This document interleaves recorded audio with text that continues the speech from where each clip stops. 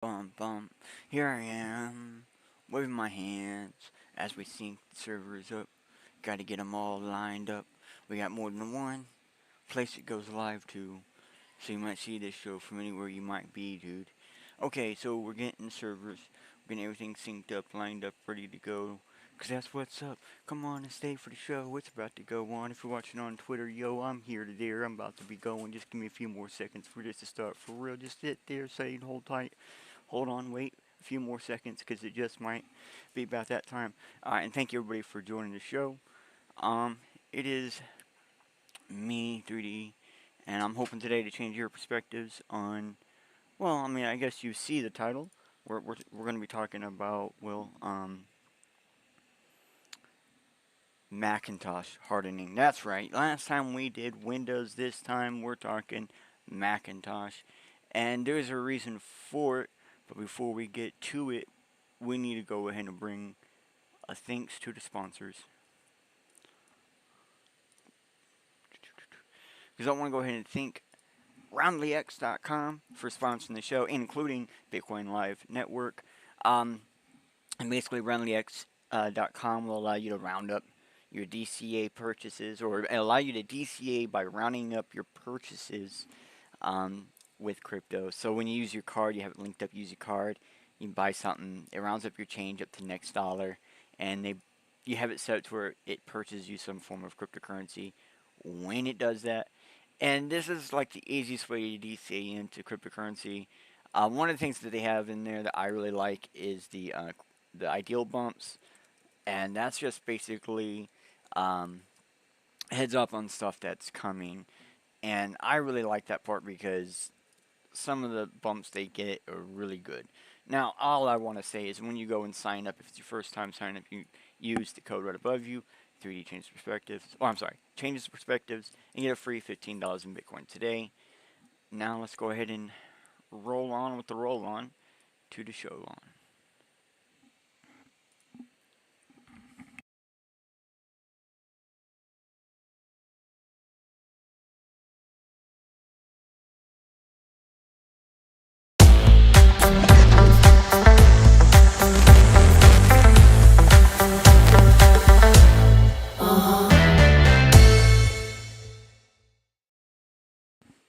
Awesome, isn't that awesome?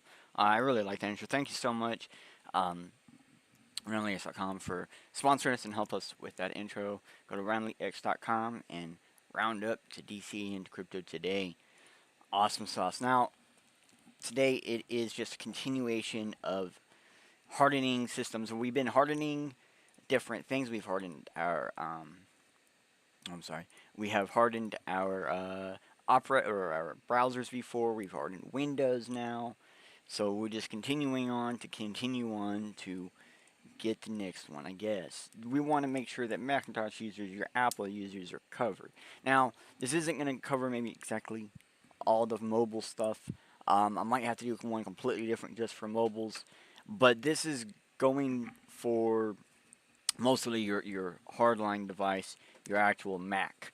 Um, so keep in mind, like I said, we have done another one of these. Why is my thingy? Hold on. Let me get my word wrap working because I've only seen one line, I'm guessing, on things. Okay, yeah. So this goes in line with what we already did. You see right here, hardening window. Well, no, you don't see right there. It's not up. There it goes. You see right here, hardening Windows was the last episode. There's the link. If you want to go ahead and use it, scan that QR. You'll be seeing that throughout the whole episode. That's how you know how to follow along, or if you're watching this on a replay, how to see what's going on. Actually, you can catch more episodes and other things we've done because we've actually done multiple different episodes on digital sovereignty, and including we've also done other episodes on actual, hardening of systems. In the past, you can go into the playlist and you can actually find my various different ones. There you go. There's one. There's another, including everybody else that's involved that is helping do what they do on Bitcoin Live. Now let's get into the meat of it. Let's get into the heart of it. Why do we need to harden a Mac? A lot of people think that the Mac is basically one of the most secure devices. And I hate to be honest, there's quite a bit of talk about there's potential they're some of the best leading devices around. And at the moment, most of their system security is revolved around this iCloud being able to back up their computer every day, all the time, and they always have like they can always go to a clean version. You might lose a little bit, but you won't lose all of it. So what's the real deal here? It was basically revealed, and I'll keep my mind. When was this done? This was 2022. April, and it's 2022, so it was revealed in April 20, no, like right before April, that some Apple and Meta users um, were basically hackers obtained information on some Apple and Meta users by forging an emergency legal request, one of several mechanisms by which law enforcement agencies can request or demand that tech companies hand over data such as location and subscriber information. The reason why I say or demand is because, A, some countries can actually demand it, and even some states in the USA can actually demand the information, which for I think for most people that is the scary part about it, right? Is there are ways for these systems for they can just go boom get it. So lawmakers and privacy advocates argued that forgery was writing a sign system that is in need of reform. The system they use for all this is bad. No one wants tech companies to refuse legitimate emergency requests because they can get in trouble, blah, blah, blah. But current systems are clear weaknesses. Basically, tech companies don't, they want to make sure they're doing what they're doing every day. So they kind of gotta do this stuff. They kind of gotta follow along. So in February 2021, U.S. Court Appeals ruled that Customs and Border Protection agencies can freely search your devices without a warrant at the borders, creating a massive loophole for a lot of this stuff. So if you're near any kind of edge border of the U.S., you might have problems with that. Google, for example, received more than 39,000 requests for user information between July and December 2020, and according to the company's most recent transparency report, Google handed over for 80% of that. And some of these are set into gag orders, meaning the companies can't even talk about it for multiple times. Obviously, 6 months being a common number.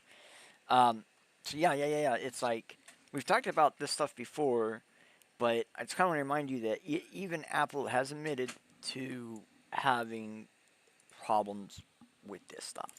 Um, Now, if you want to come over here and you want to find out what's up, you can actually find out exactly what they can give you. There's like an actual thing about it. So very simply, Apple will notify customers users when the Apple account information is being sought in response to legal response from government, law enforcement, or third parties, except where providing notice is explicitly prohibited by the legal process itself. By court order, um, Apple receives by applicable by law where Apple is in sole discretion believes that blah blah blah.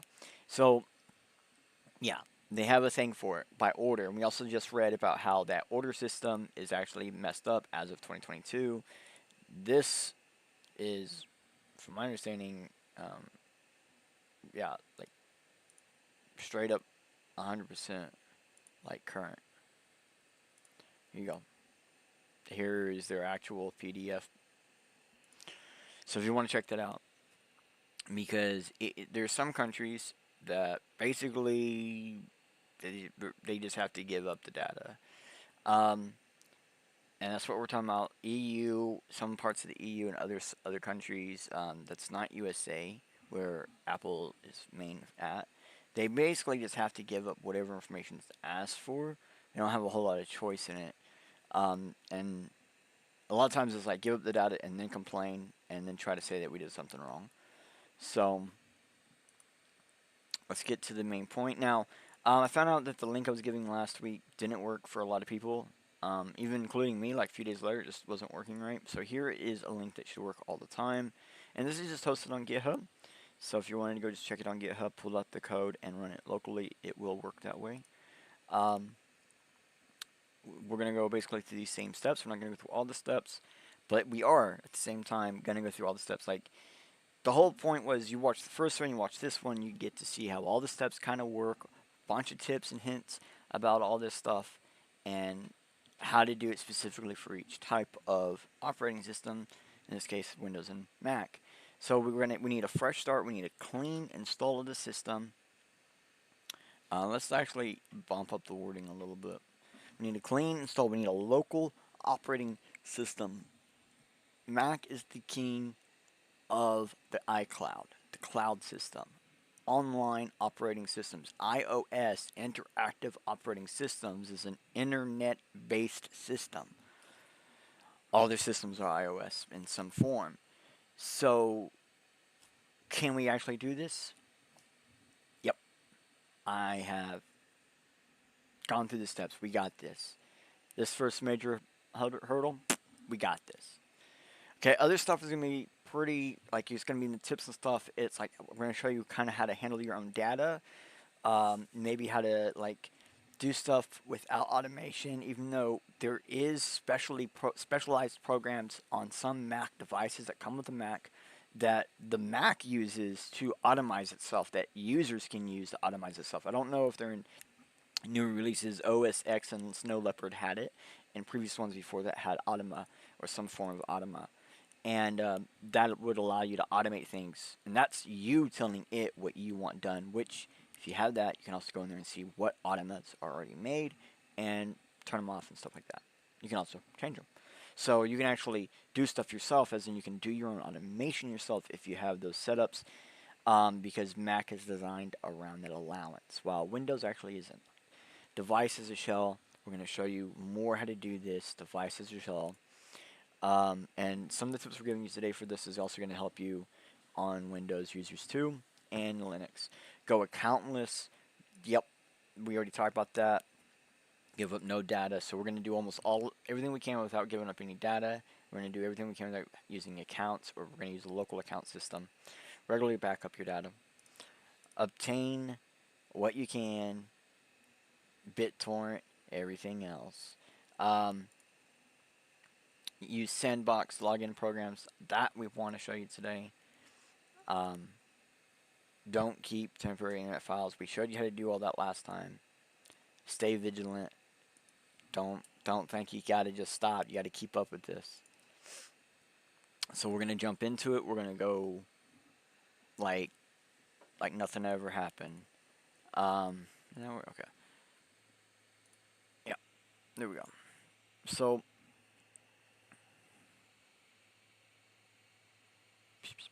sorry, I gotta figure out where I'm at. We're going right into the clean install. So Mac actually explains pretty simply how to do it. They recommend use Time Machine, which is their system. I think it's an app.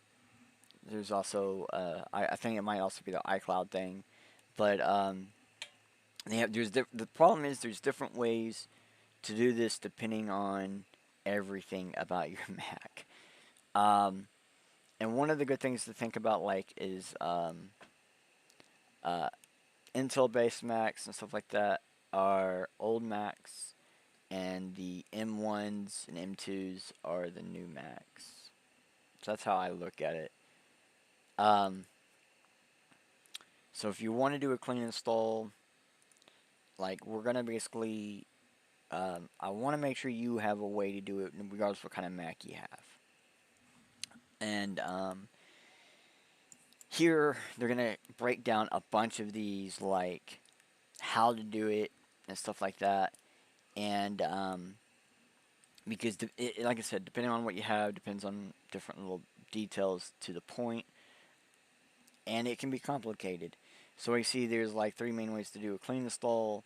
We can copy the OS to a USB stick. We can copy the OS to recovery. We can use the OS recovery, or via the web, or we can erase all contents. And if you're running OS monetary, you can just, I don't know, I guess they have a chip for, yeah, it looks like they're saying there's some kind of chip available for some of them, where you can actually go into system contents and say, hey, look, I want to reset the factory. Alright, cool. So option 1, before arrival of monetary, it was necessary to create a bootable USB drive. We've actually shown how to do those before. So go go find those videos, go learn that real fast.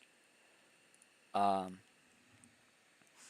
so this is going to be the most common way to do it, and this is how to do it for a lot of types of machines. Believe it or not, even some Windows can be done in this manner, where you use USB. Like I had to do my dad's Windows 7, I think it was. I had to do, or it might have been XP. I don't remember. It's really old.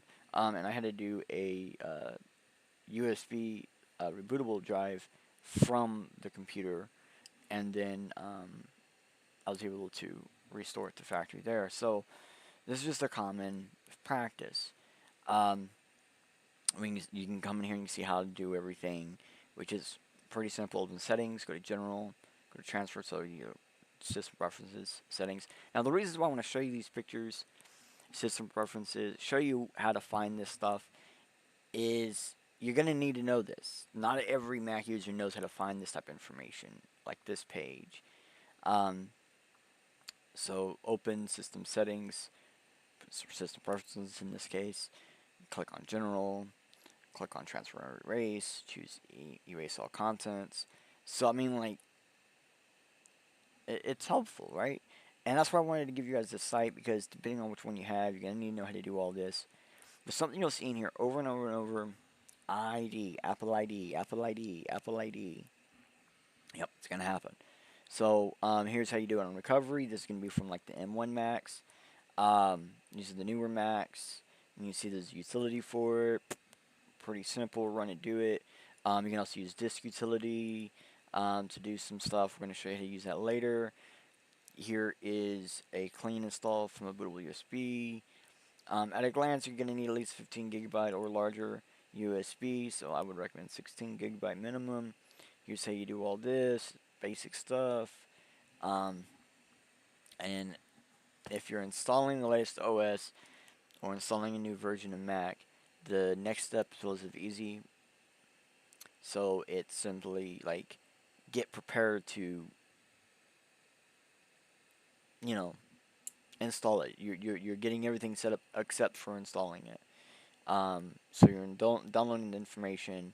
You're then gonna set it up to install into the USB drive as a exe bootable, or not exe bootable, bin bootable, and then you're gonna go in and do all this fun stuff. Blah blah blah. Blah. We were just seeing a picture of that.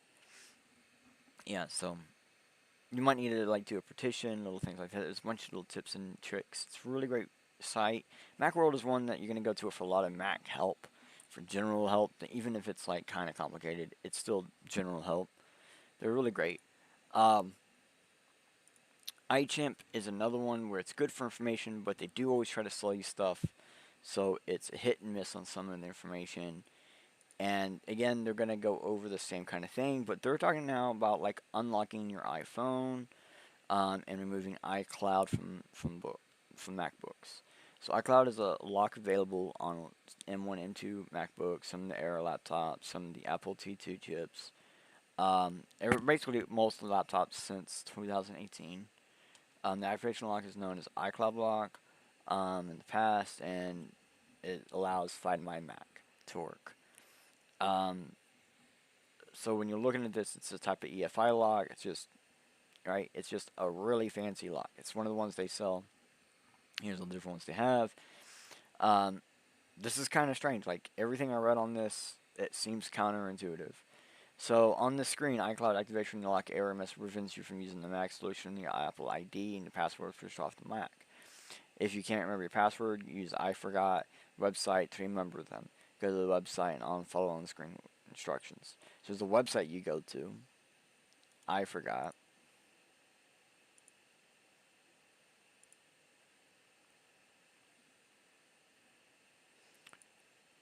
To help you figure out your information. On the Apple device, you go to iCloud, Media and Purchases, System Preferences, Apple ID. So this is assuming you can get into it. You only have a lock when you try to reboot it or restore it back to factory.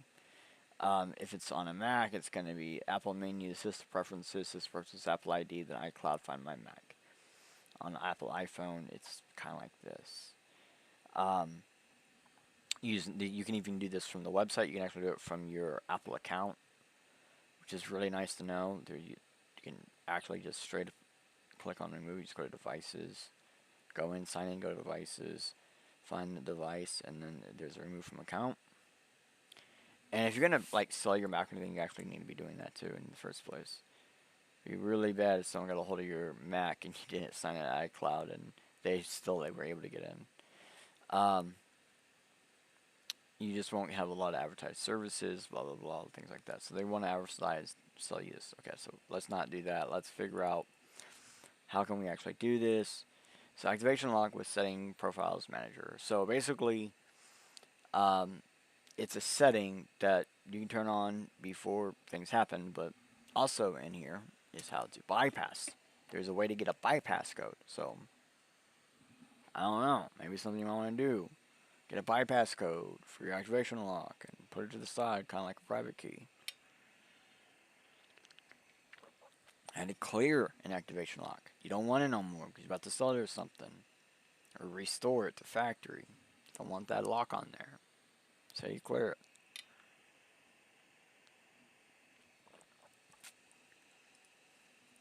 it. It just seems like it's too easy to do. So I looked to double check to make sure iCloud couldn't just be turned off. And apparently on most devices it can actually be just turned off. Not all Apples will allow it to be done, but most of these can actually be done. And it has something to do with your Apple ID. And it's a matter of, like you saw there, removing the device and then going through into the actual device and signing out and then turning it off. So on an iPhone, go to settings, sign out, iCloud, and on a Mac, go to system preferences, Apple ID, overview, sign out, and go to iCloud and disable it. So you have to then also disable iCloud after each one. And what is iCloud? iCloud is the range of different services that Mac offers. So these are different services that iCloud offers. This is what you're getting rid of, but basically all these services you can do on your own. And that's kind of the point of doing your own thing, right? Having your own blah blah blah is that allows you to do it on your own. You don't have to rely on this. You can have your own NAS to do all this. And so that's the big point, is a lot of this is just basically sharing information, backing up with information, things like that. Something you can do with the NAS, something you can automate on your own with the NAS. So how to disable iCloud Drive and remove your data.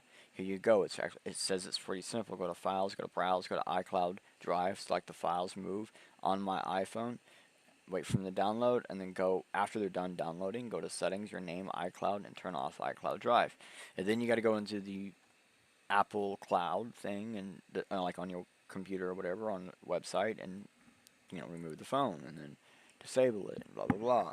On a Mac, under System Preferences, Apple ID, select iCloud, uncheck the iCloud Drive option. If you want to copy your data, copy it now. After it's done copying, it should create an archive folder, and then you have to go in and disable it, which is its own thing for both on the phone and off the phone. And how to delete your data off iCloud is a separate thing. So then you have to go through and delete your data off iCloud. And that is its own thing. And that can take up to 28 days. But Apple will actually delete your data, which is nice. So you got to take a few extra steps with Apple to do all this stuff. But something I always thought that was kind of strange, and they used to do this in the past too, is Macintosh actually calls, people who handle their own data downgrading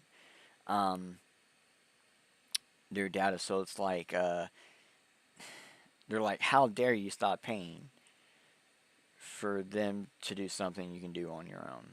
They get so mad because you don't want to pay them to do what you can do. This is an official Apple website, support.apple.com/en-us/HT207594. Yeah. So that's pretty crud. But you can actually download everything. After it downloads, you can cancel your plan. So this is something that has to be done before you do, like removing and disabling and all that. So you have to do this beforehand. It just sucks that you have to go through all these different steps just to be able to wipe it clean, to not have to use any of that, to get out, to not have to be in any of that. Um, but people are gonna want to know because you can. I kind of shown it before. You can run Linux on Windows. You can run Linux on a Mac. Um, Most Macs are covered, not all of them. Sorry, the ones that are not covered. Um, but it's more and more people are trying to get it all figured out. But here, wait, hold on. Make sure you get this link. Make sure you get this link because you got an M1 Mac. You're gonna want to know how to get. You might want to get a Linux on there. I'm not gonna show you how to do that. I've shown you guys how to do that stuff before. Go check out one of the previous videos. Um, so here's an actual site. Let's again we're using a lot of actual just Apple Mac website. Um, their user guides. They have an extensive user guide for doing various different things, including like getting rid of them themselves. Thankfully, they have that. But here we're going to learn how to you can learn how to connect storage drives in different ways, and how to give permissions for those drives and file systems to work on your system. If it's on a NAS, how to get it to work within file sharing, so that way you can ensure that it works from your NAS to your Mac to whatever other device you might have. Here is specifically more information on just that. The file sharing setup. So as you can see, it's not a whole lot of information. It's actually quite simplified. The part that's the more difficult part is just simply file sharing. Um, so the next thing you want to do is you're going to want your external hard drive to be formatted properly for your Mac. Because you're going to save everything to your external. You're not going to use the Mac for anything other than it's got hardware. You're not going to use its storage for storage. You're going to use the storage for temporary only. You're going to use your actual external SD or HDD to do all the stuff. You're going to use a NAS to handle as a cloud. You're going to, if you're smart, you'll even be able to put a NAS as the second partition on your Mac and run a Mac with a internal NAS. Yeah. So if you have Apple phone and you just have a Mac, boom, done, roasted. So here's how to find your system compatibles, blah blah. Here's how to find out whatever what you're looking for. Apple menu, about this Mac. Keep that in mind. You need it if you're trying to figure out what's going on. You go to Apple menu, about this Mac to find out about your Mac. Okay. If you need to do this with Windows, there's exFAT, just gives you information on that. So to kind of run through the process of using disk utility, they show you all the buttons to push to get to it. You don't have to guess. I'm not going to run through it. You guys can figure this out. But this is one of the next steps you got to do. You got to have your thing ready. Because when you restore this thing, you're not going to be able to do this all then. If you're trying not to use your hard drive, you're going to want that ready to go. So, here's some more information in case, you have problems. Because doing stuff first time, third time, 12th time, or I haven't done it in a while type stuff, you might need some tips and tricks. It can be a pain in the butt, things you might forget, little tips and things that people don't realize. Some people don't know what the difference between these ports are. Now it's your time. If you don't know, you can learn. And even what all these different little things really mean. So, really handy site right here. This is actually a really good site in general. You see they have a site map. Go check it out. So, like I said, you're going to want a NAS. You're going to want your own cloud because a lot of Apple is designed around a cloud system. So, I already know some of you are going to want to use cloud. I get it. So, they have it set up where if you have an old Mac that you're not using, you can just turn it into one. It's actually kind of simple, but one of the things you're going to have to do is a clean install. One of the things that we've been doing. Like going through and turning off all the iCloud, blah, blah, blah, and doing all that. And then getting it brand new, and then going to stuff like Apple menu, system preferences, sharing, doing all these little things, and you can see file sharing, media sharing, printer sharing, login, Bluetooth, internet, content, AirPlay. So you could even share your internet to your phone this way. Nice. How to do all your authentication, all that. Even how Time Machine, set up Time Machine server. So you want to use Time Machine still? Well, you can set up an old Mac as a Time Machine, and if you get it set up right, you can actually have your Mac NAS be your time machine plus your cloud. How to do everything. All of that's in here. I don't want to give you any more. Let's just go to the next one. We got a lot of information to cover because Mac takes more work to get done. But once you have a Mac done like this, you're one of the best. You have a system that's a little bit more hard, a little bit more safe, a little bit more ready to go, and a little bit more around you and less around you paying, it's just around you.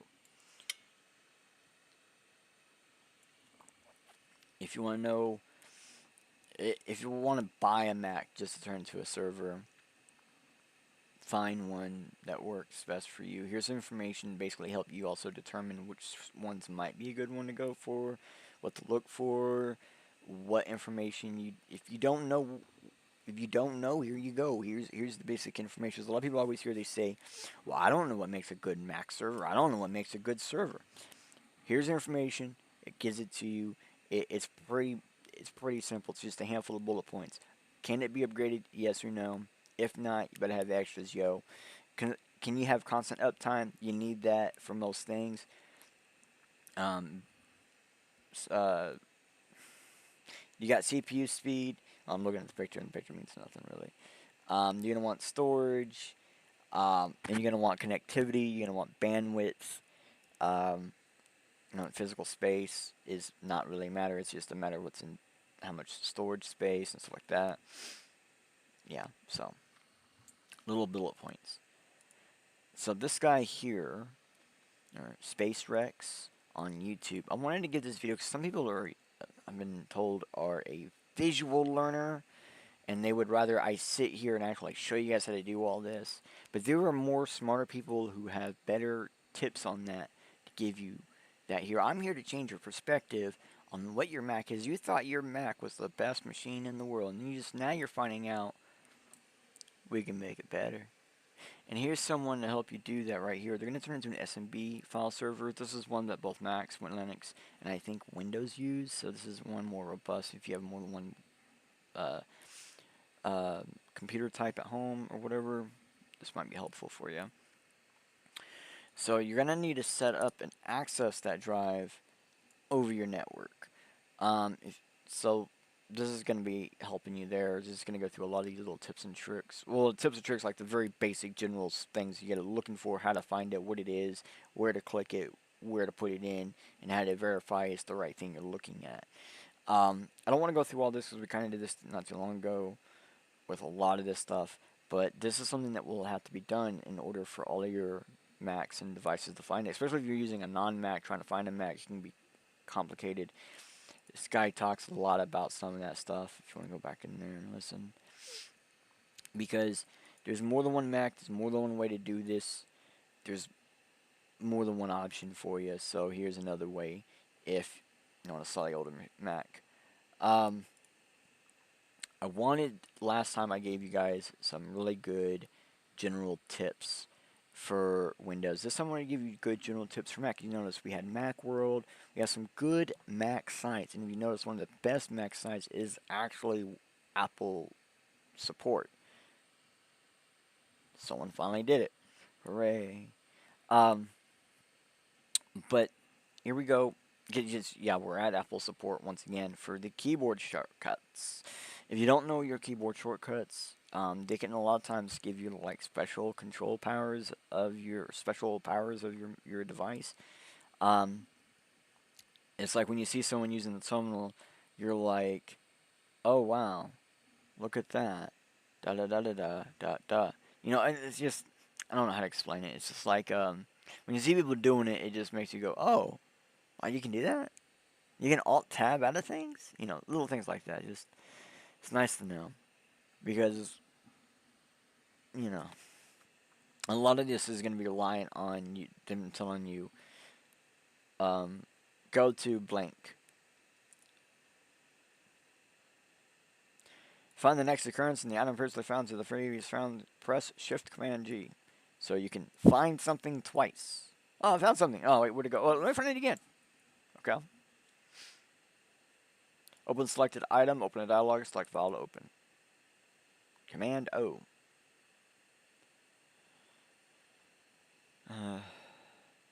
use the app in full screen.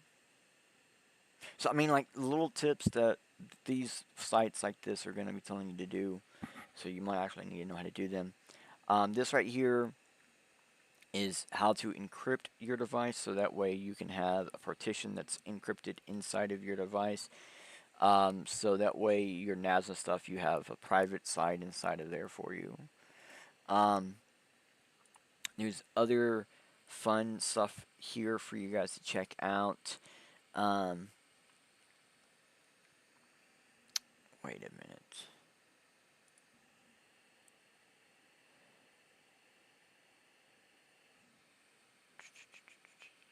Loading. Hold on, like, I don't see, I see something on my list set up that I don't see in my, on here.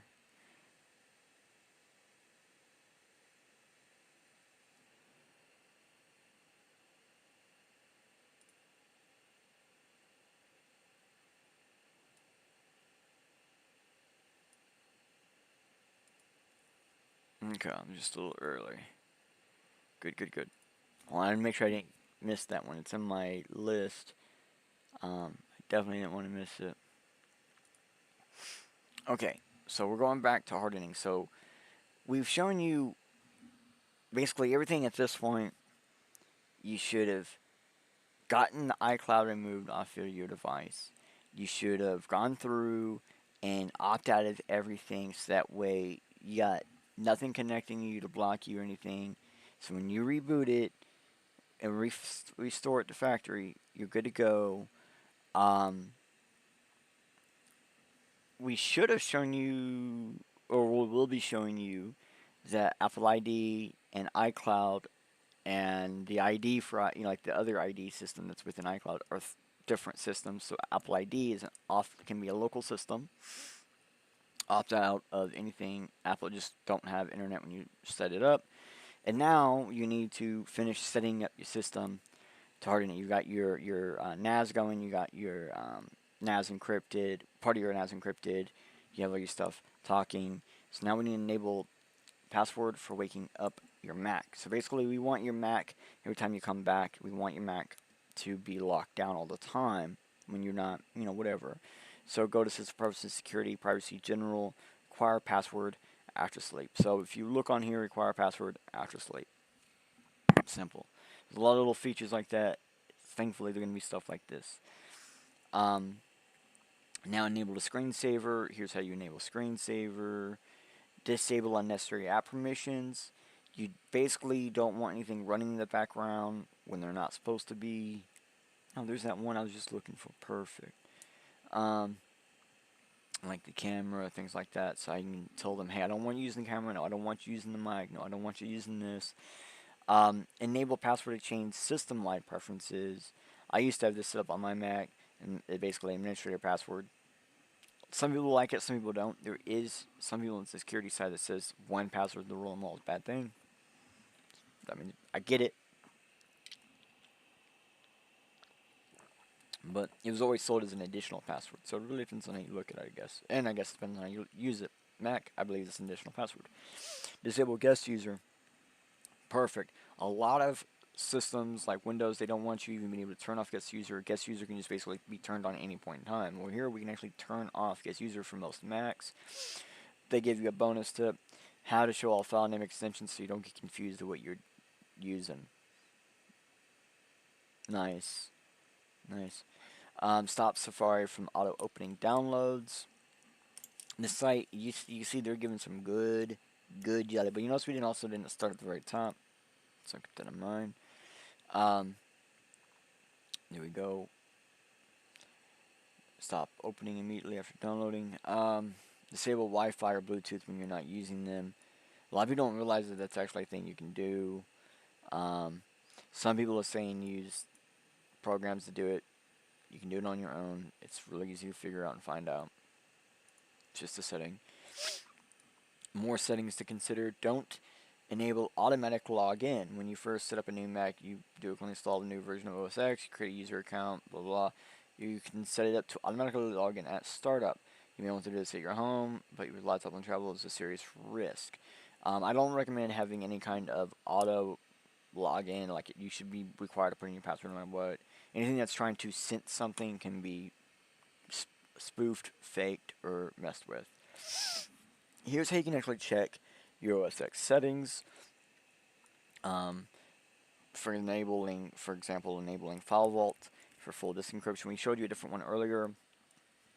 Here's one specifically that's on most of them. Fire vault, just turn it on. It's not for all of them. That's why I wanted to make sure you got both.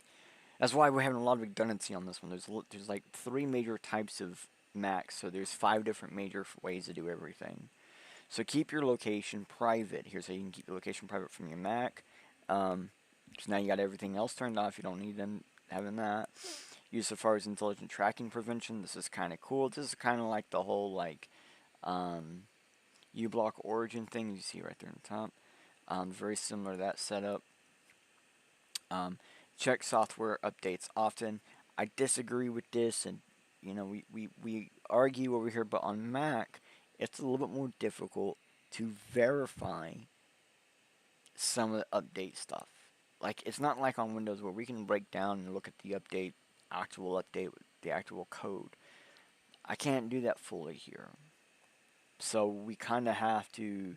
One of the things I like you can do is you can set it where you can install your own updates, so you can just wait until you feel like you need it, or you wait for someone else to say, yeah, I've got it going, it's been a month or 2 weeks or something, and blah blah. So that's something you can look forward, is verifying through others using it and then not having problems. Or also backup your everything. You have backups of everything, so if you have problems, just go back to your backup and bypass that, update that time. Don't leave your computer unlocked and unattended. So you can set it right here where you can put display to sleep. You can go to a certain corner and do a special action. These are automations you can set up on your own. Windows has this too, but it's not as fun or as good or as easy to use. So VPN's probably good. I don't recommend a lot of antivirus software. I don't recommend using Find My Device. So I don't recommend everything here, but there's a lot of good information here. Because you're going to need to basically have all that stuff set up to have your Mac hardened. We're looking at your Mac is very much of an like a browser as much as it is an operating system. So we kind of have to treat it like it. We got to harden it in similar ways. So you can see here are Mac tips. So if you get a newer Mac, these are going to be tips for you. A lot of the older Macs have these same things, but they might be, some of the stuff to find data might be in different spots. So at the top of the list of an app generated towards techies, if you're interested in pluralizing or hacking your Mac, you can go ahead and skip this one. Basically, it's an automator. So this is just different apps to help you make your Mac more of how you want it. And that's kind of cool. Some of this, like Magnet, it's stuff that we already have on Windows, snappers, stuff like that. So nice little things. I'm not going to go through them. This is just little extras for you guys. More tips though, because again, we gave 3 tip sites for Windows. Copy. Oh, so little things like setting automations to do things that you would expect to already do. Open a copy of a file by default. So yeah, you can have it set to where stationary pad is a handy way to mix up your stationary workflow on your Mac. Long-standing finding feature. So just an updated feature. Access more preview file format options. Get more options that you can pick from. Use Snap from your Safari to search your results. That's kind of cool. Tame the hot corners and modifier keys. That's neat, where you can modify each one so it has more than one option. Or you got to be holding a key in order for it to work. How to resize your window. Like tips you think most people would know, but I already know many people don't have a clue. Especially if they're just like regular type users, they're just using it, going. And so I tried to find the best ultimate Mac guide, and this is for newbies, and this I think was older. No, it was new. Okay, so it's the newer Macs. but some of this might still work for the older Macs. Like I said, it's kind of complicated. You guys got 3 different major versions. So, the most I wanted to be able to do, okay, like I can't show you how to break down the updates, but I can show you how to check for you, which updates you have. Okay, that's something. It's not much of anything worth a damn, as you'll see. It's like, just go update it. That's all you can really do. There is like a thing in here, system preferences. Go to your actual thingy, and then you can. No, that's not it. Someone here, I thought there was a spot in here where it was like, no, there's how you turn off automatic updates. Upgrade, yeah. So there is no way to actually physically check to see which updates you physically have that I can see, other than, oh, no, slowing updates, legacy. Oh, this is the old, because the old version, legacy OS versions, there was inside your main thing, there was a button, various different buttons that you can click to get this information. And as you see in the same area, yours also where you upgrade. But now we can't even actually check. What only we do is show you how to update and upgrade everything individually. And you're gonna be in a spot where that's what you're gonna be doing. You're gonna be updating, upgrading individually. Oh well, learn how to do it, because welcome to the world of being your own boss of your own computer. So remember I told you you're gonna need to find out which Mac you're using, you're gonna find out which OS you're using, and you're gonna find out, because they're gonna be saying like Big Sur, OS X, Leopard, Snow Leopard, all these different words and names. What do they mean? And you can see there's quite a few different ones. So you need to know what you have. Here's how you can figure it out, and here's what it means. Here's how you can update it. Let me just pop that up, give you that link. There you go. So the firmware is another thing you're gonna have to worry about. I know a lot of Windows users, firmware comes more natural to the updates, but updates on Mac, I always would do firmware updates first, and then do a general update. And it's not much different.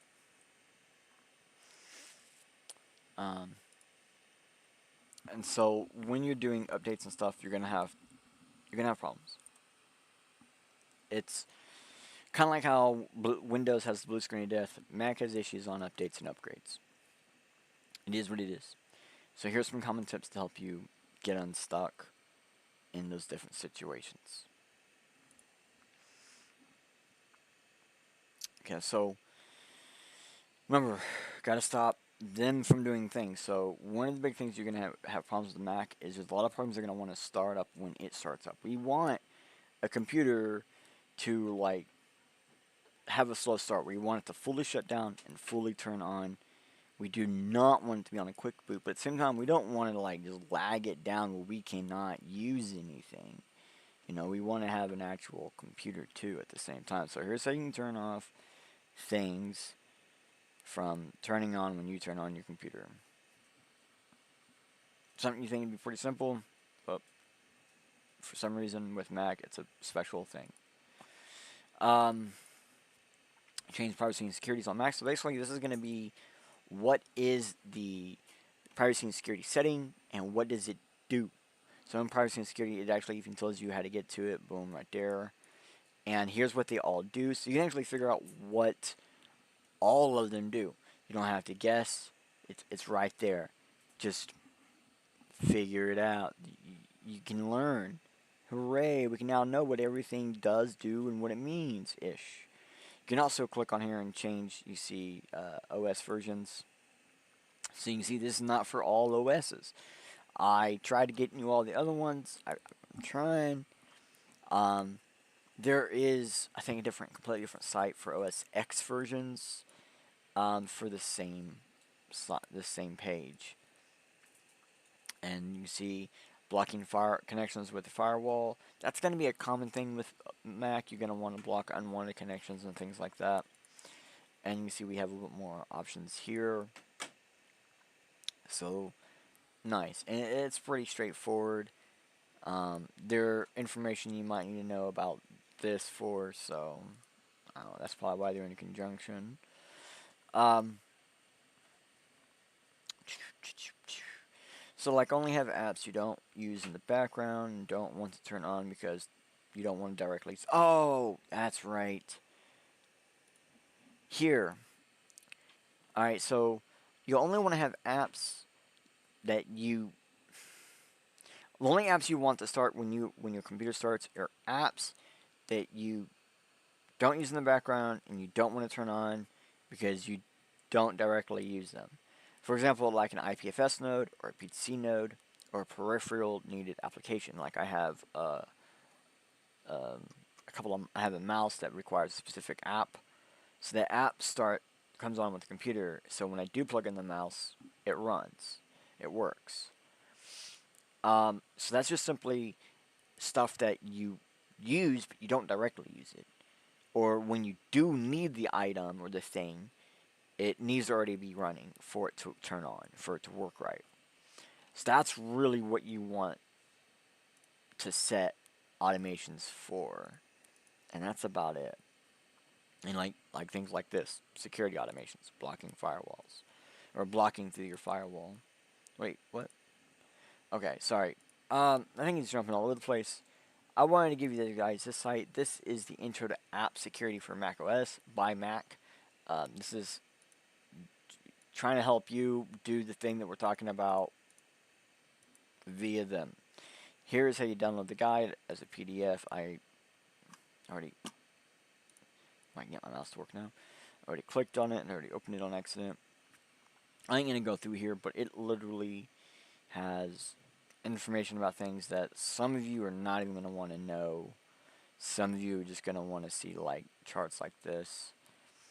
Hackers want to know stuff like that though. But everything you want to know about it is in there.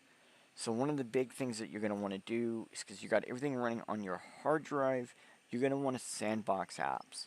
You want everything to be sandboxed. If you're running because Mac is designed to be able to sandbox really easy. It's one of their main features of security. So if you sandbox all your applications, your app goes kind of wild. You don't have to worry. It's kind of like using a emulator or a virtual machine. It's just basically giving it a little box that it assumes is your real machine. It assumes it's bare metal. It doesn't know the difference.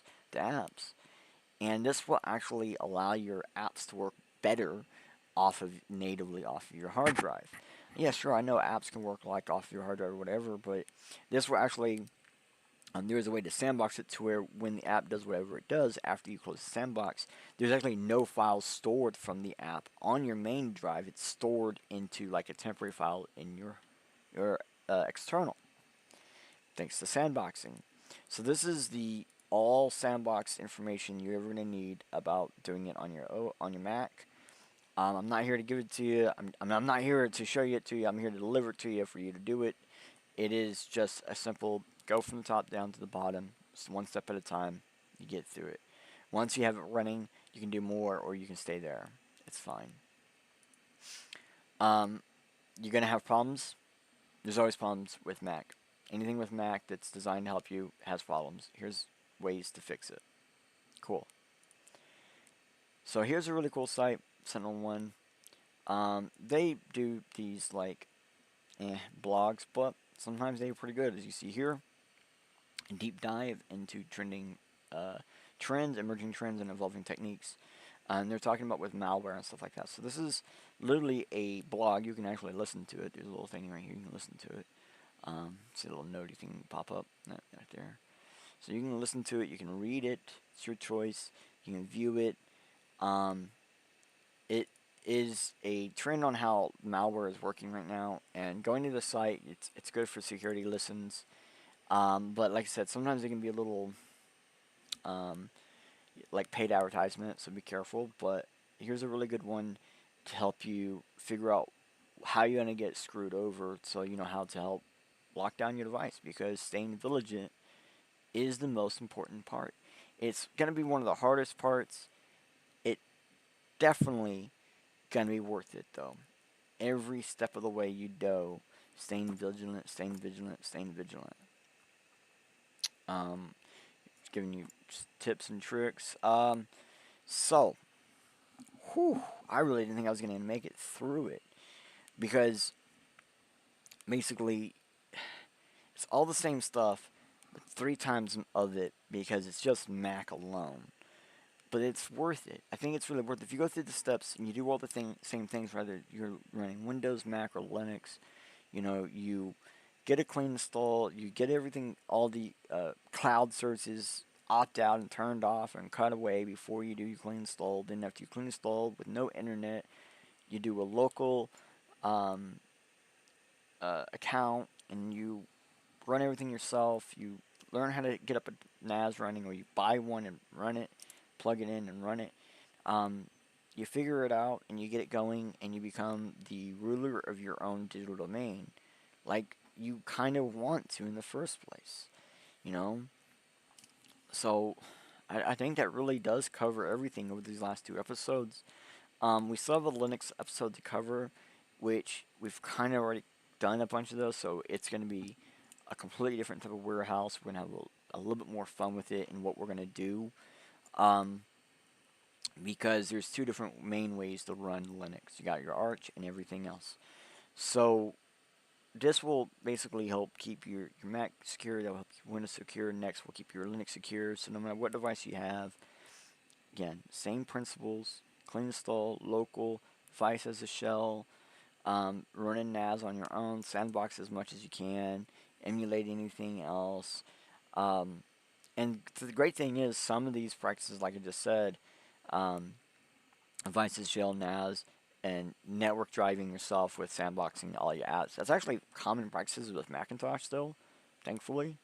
So, really nice to know that this type of stuff amongst Mac users is still very common, unlike Windows users. So it might be easier to pre-search this stuff.